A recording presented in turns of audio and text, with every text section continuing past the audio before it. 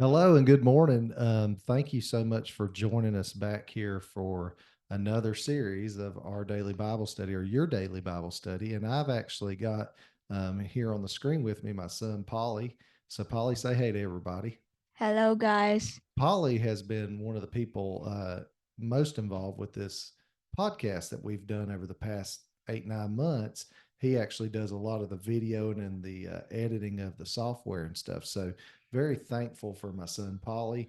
And today he's going to help us explore this topic called repentance. And so, I'm going to share my screen here so everybody can see. But essentially, we're talking about repentance today, and we're going to explore 5 different days worth of sub objectives, I guess, under the topic of repentance. But Polly's going to help us along the way. So, Polly, go ahead and get us started here with our first question for day one. Okay, I have a question. What is repentance? Yeah, that's a great question. We know that the Bible tells us in the Old Testament, and I've got a few examples here in the New of when we are commanded to repent.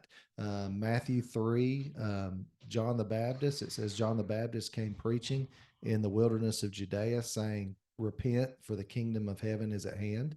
In Mark chapter 1, Jesus is recorded as saying, the time is fulfilled and the kingdom of God is at hand. Repent and believe the gospel. So Jesus tied repentance with belief.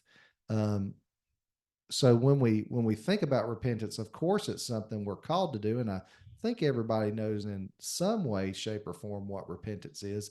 However, let's dig in just a little bit more and examine what exactly repentance is. We know we're called to do it, but what does it mean to repent? So, what is repentance in the Greek? The word that's used is metanoia, and that word is defined as to change one's mind.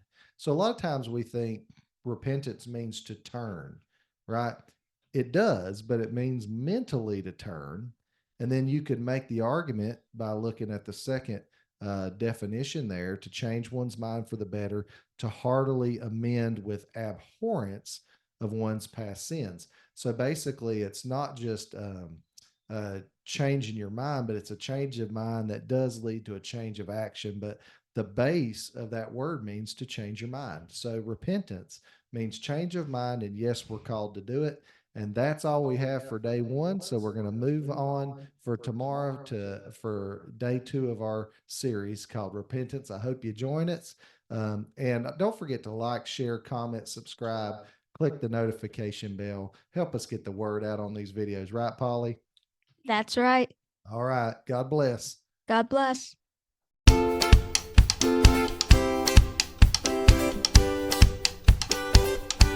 Subscribe for more.